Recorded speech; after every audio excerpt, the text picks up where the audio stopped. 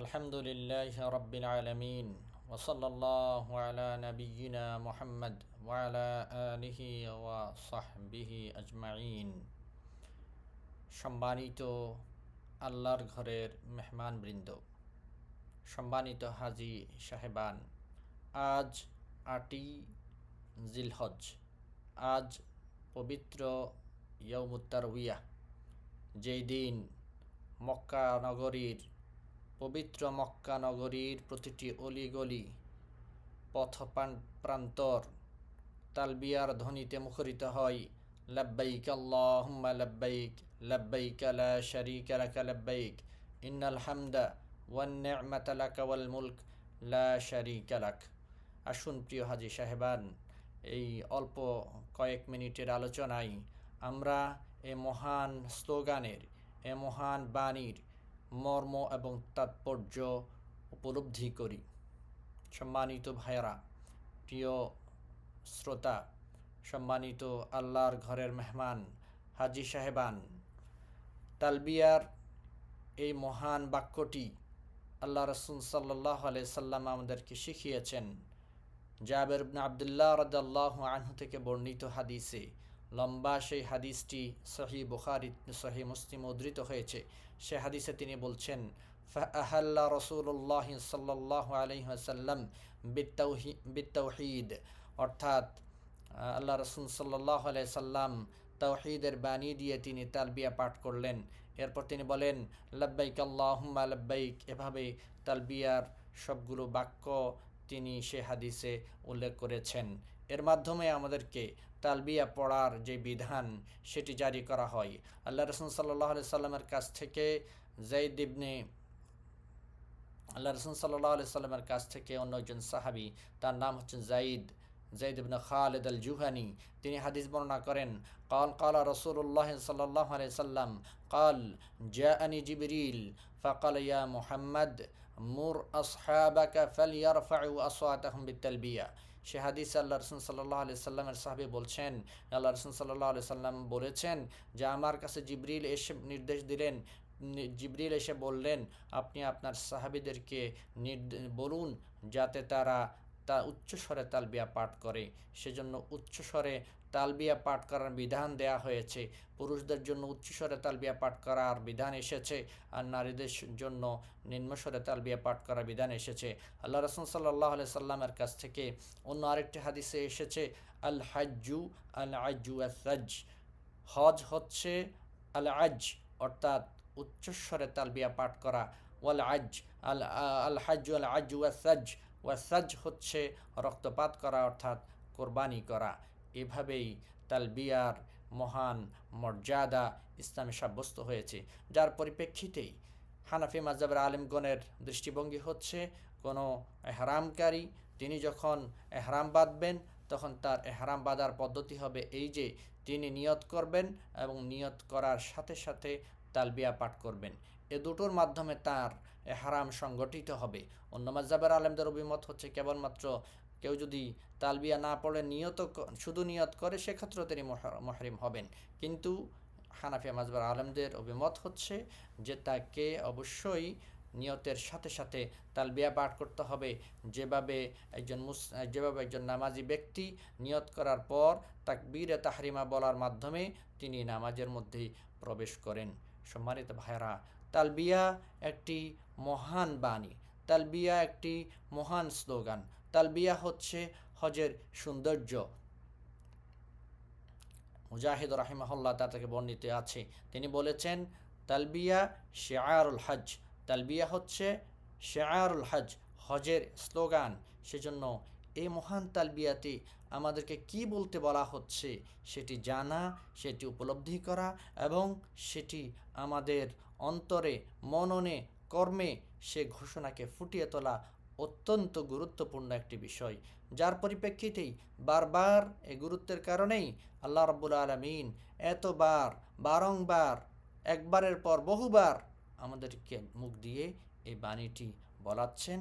এই বাণীর মহান গুরুত্ব এবং মহান মর্ম এতে নিহিত থাকার কারণে। আমরা আসুন তালবিয়া শব্দটির অর্থ কী সেটি জানি। তালবিয়া শব্দটির 8টি অর্থ ইবনুল কাইয়িম রাহিমাহুল্লাহ তার তাহযীব সুনান নামক গ্রন্থ উল্লেখ করেছেন। আর সেখান থেকে শেখ আব্দুর রাজ্জাক আল বাদার তিনি তার তালবিয়া নামক একটি পুস্তিকাতে সেখানে উল্লেখ করেছেন।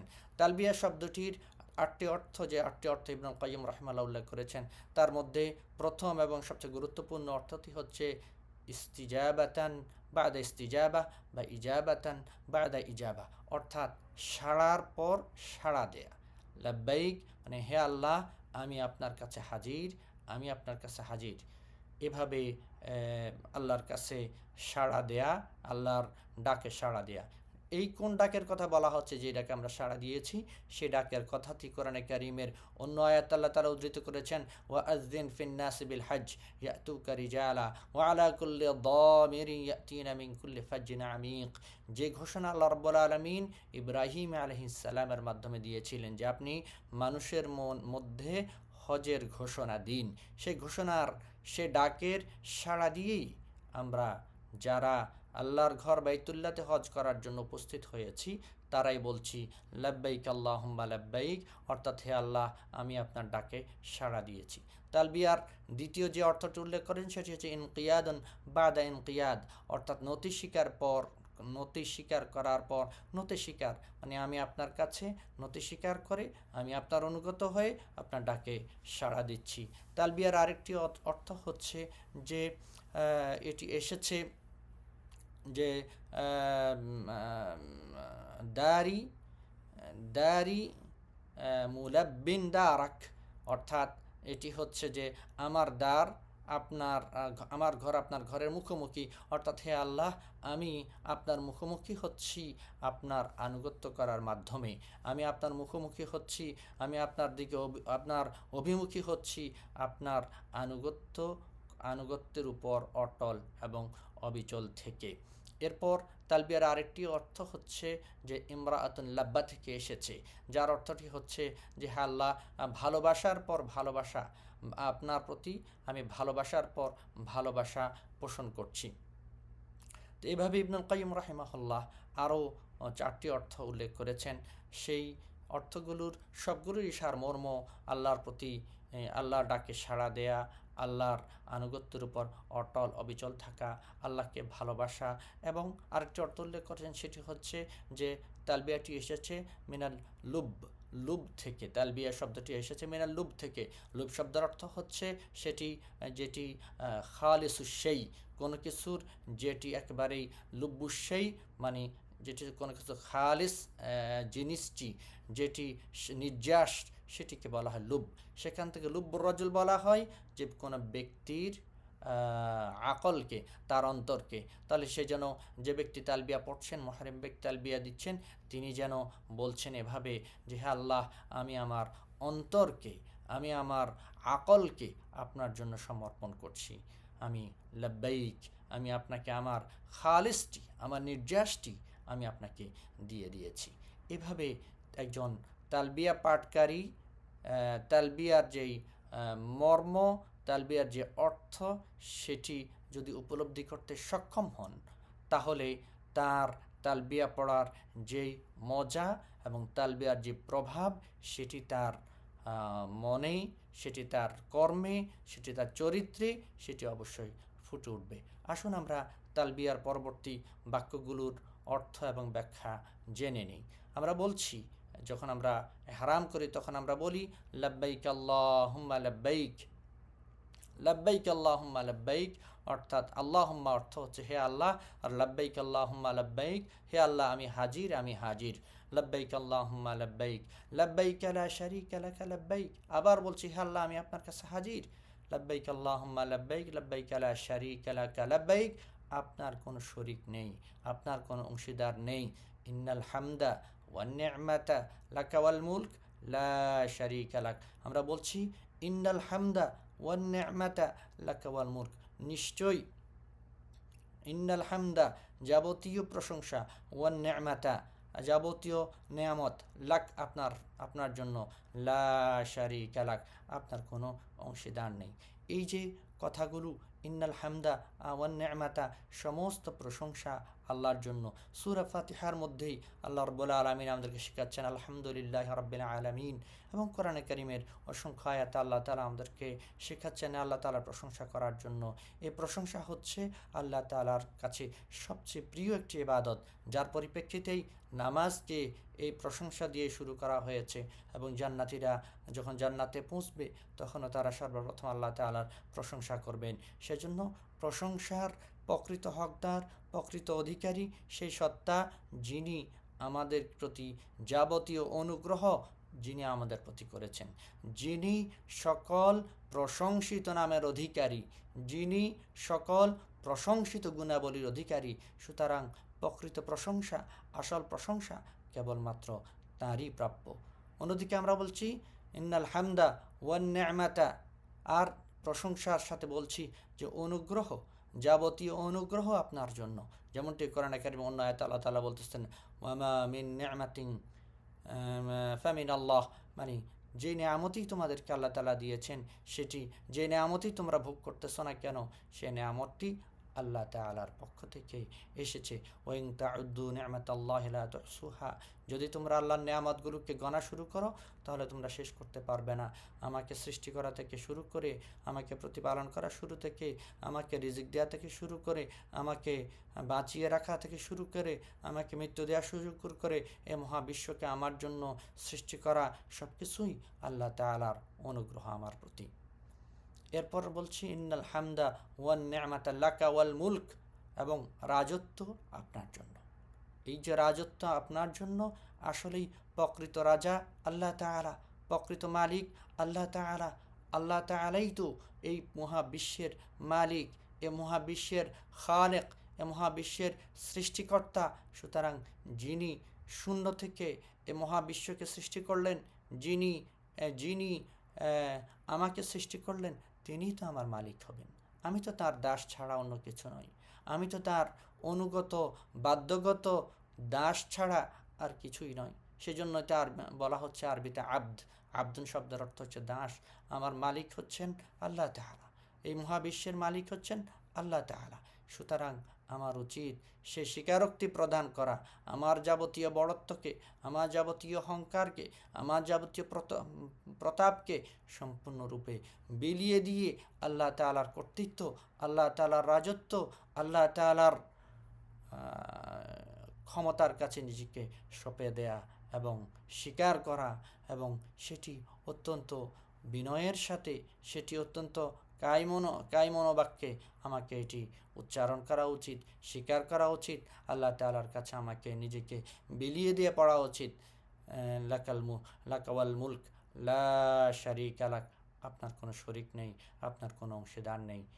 যদি একজন মুসলিম, যদি একজন তালবিয়া পাঠকারী এটি মনে প্রাণে বিশ্বাস করেন, তাহলে তিনি অহংকারী হতে পারেন না, তাহলে তিনি প্রতাপশালী হতে পারেন না, তাহলে তিনি অন্যদের উপরে জুলুম এবং অত্যাচার করতে পারেন না।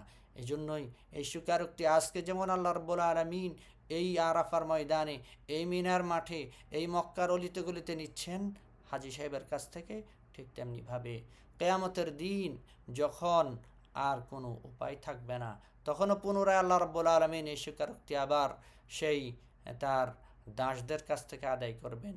যখন সকলে আল্লাহর দরবারে উপস্থিত হয়ে যাবে, হাজির হয়ে যাবে, যখন সবাই আর কোনো সেখানে ক্ষমতা থাকবে না, আর কোনো রাজা থাকবে না, আর কোনো পরাশক্তি রাষ্ট্র থাকবে না, পরাশক্তি রাষ্ট্রের রাষ্ট্রপতি থাকবে না, তখন আল্লাহ রাব্বুল আলামিন, তখন একজন ঘোষক সেখানে ঘোষণা করবে হাসরের দিন, কিয়ামতের দিন, বলা হবে লিমানিল মুলকুল ইয়াউম, আজকের রাজত্ব কার জন্য, আজকের কর্তৃত্ব কার জন্য? তখন জবাব দেওয়া হবে লিল্লাহিল ওয়াহিদুল কাহার, আল্লাহর পরাক্রমশালী, পরাভূতকারী আল্লাহর জন্য।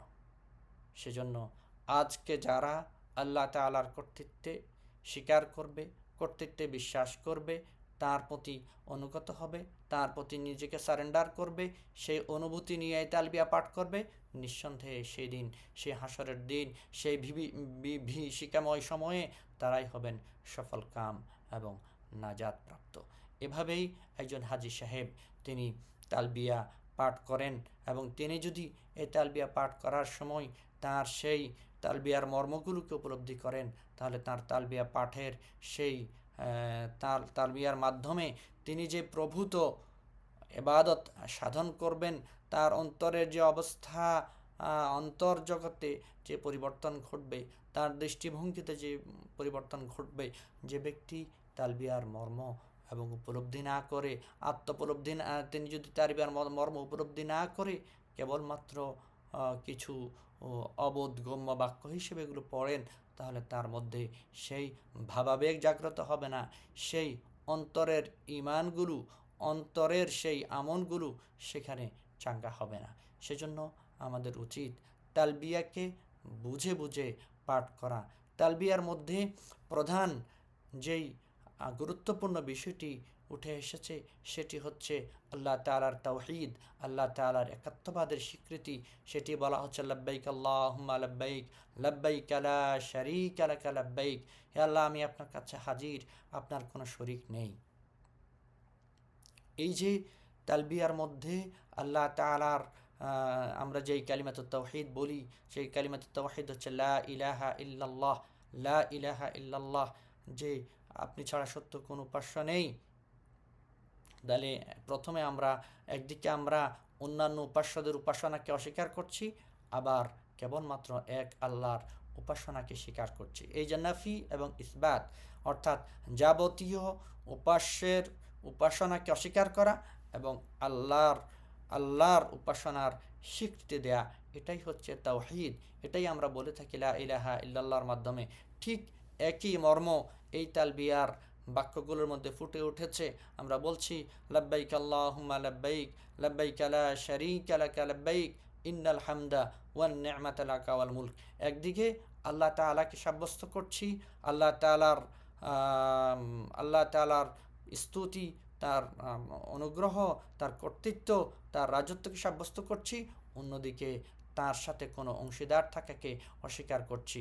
এর মাধ্যমে লা ইলাহা ইল্লাল্লাহর সে মর্ম এর মধ্যে ফুটে উঠেছে। এজন্যই জাবের ইবনে আব্দুল্লাহ রাদিয়াল্লাহু আনহু তালবিয়ার বাক্যকে বলেছেন যে লাব্বা আহাল্লা বিত্তাওহীদ, অর্থাৎ একত্ববাদের বাণী দিয়ে তিনি তালবিয়া পাঠ করলেন। অন্যদিকে এই তালবিয়ার মধ্যে তাওহীদের, আল্লাহর একত্ববাদের দুটো বিষয় ফুটে উঠেছে, দুটো প্রকার ফুটে উঠেছে।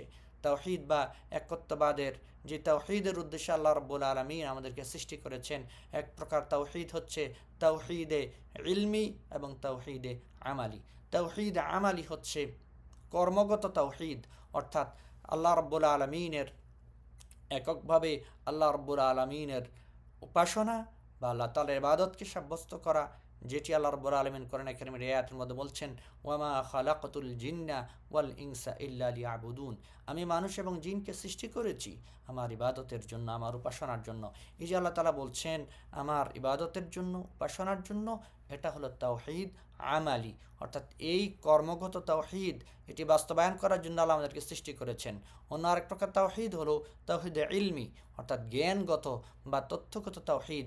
সেই জ্ঞানগত বা তথ্যগত তাওহীদ হচ্ছে আল্লাহ রাব্বুল আলামিনের প্রভুত্ব এবং আল্লাহ রাব্বুল আলামিনের নাম এবং নাম গুণ এবং কর্মের ক্ষেত্রে তার একত্বকে সাব্যস্ত করা। এ দুটো তাওহীদ, এই প্রকারের তাওহীদও এই তালবিয়ার এই বাণীর মধ্যে ফুটে উঠেছে। আমরা যখন বলছি ইন্নাল হামদা ওয়ান নি'মাতা লাকা ওয়াল মুলক, এই অংশটি দ্বারা আমরা তাওহীদে ইলমি, অর্থাৎ তথ্যগত বা জ্ঞানগত যে তাওহীদ, সেই তাওহীদের ঘোষণা করছি যে যাবতীয় প্রশংসা আল্লাহর জন্য, যাবতীয় নিয়ামত আল্লাহর জন্য এবং রাজত্ব আল্লাহ তাআলার জন্য। প্রিয় ভাইয়ারা, আসুন আমরা তালবিয়ার এই বাণীগুলোকে বুঝে বুঝে উপলব্ধি করি। সম্মানিত হাজী সাহেবান, আপনারা যে মহান দিনটি অতিবাহিত করছেন, যে মহান স্থানে আপনারা অবস্থান করছেন, আপনারা মিনার ময়দানে এই তালবিয়াটি পাঠ করছেন, হাজারবার এই তালবিয়া পাঠ করবেন, আরাফার ময়দানে তালবিয়া পাঠ করবেন। আমাদের তালবিয়াটি হওয়া উচিত সেটি বুঝে বুঝে, আমাদের তালবিয়াটি হওয়া উচিত আমরা যেন যাবতীয় শিরক থেকে নিজেকে মুক্ত ঘোষণা করি, এবং আমি যেন আমার বাকি জিন্দিগিতেও আমি যেন শিরক থেকে বেঁচে থাকি। যেমনটি ইব্রাহিম আলাইহিস সালাম আল্লাহ নবী হওয়া সত্ত্বেও তিনি দোয়া করছেন ওয়াজনুবনি ওয়া বানিয়া আন না'বুদাল আসনাম, হে আল্লাহ, আমাকে এবং আমার সন্তানদেরকে আপনি মূর্তি পূজা থেকে বাঁচান। তিনি আল্লাহ তাআলার তিনি তাওহীদের ইমাম হওয়া সত্ত্বেও, তাওহীদের একত্ববাদের ইমাম হওয়া সত্ত্বেও তিনি আল্লাহর কাছে দোয়া করছেন যে আমাকে যেন আপনি মূর্তি পূজা থেকে বাঁচান। এই জন্য ইব্রাহিম আত-তাইমি রাহিমাহুল্লাহ তিনি বলেন, যদি ইব্রাহিম আলাইহিসসালাম এই দোয়া করতে পারেন, অর্থাৎ এই বালা এবং শিরকের ব্যাপারে তিনি যদি আশঙ্কিত হতে পারেন, তাহলে ইব্রাহিম আলাইহিসসালামের পরে আর এমন কে আছে যে নিজেকে নিরাপদ মনে করবে। সেজন্য প্রিয় ভাইরা, সেজন্য প্রিয় হাজি, সম্মানিত হাজি সাহেবান, সম্মানিত আল্লাহর ঘরের মেহমান, আসুন আমরা সম্পূর্ণরূপে শিরক থেকে মুক্ত হই। আমরা অন্য কারো কাছে প্রার্থনা না করি, আমরা কেবলমাত্র আল্লাহ তাআলার কাছে চাই। আমরা যখন চাইব, আল্লাহ তাআলার কাছে চাইব। আমরা যখন প্রার্থনা করব, আল্লাহ তাআলার কাছে প্রার্থনা করব।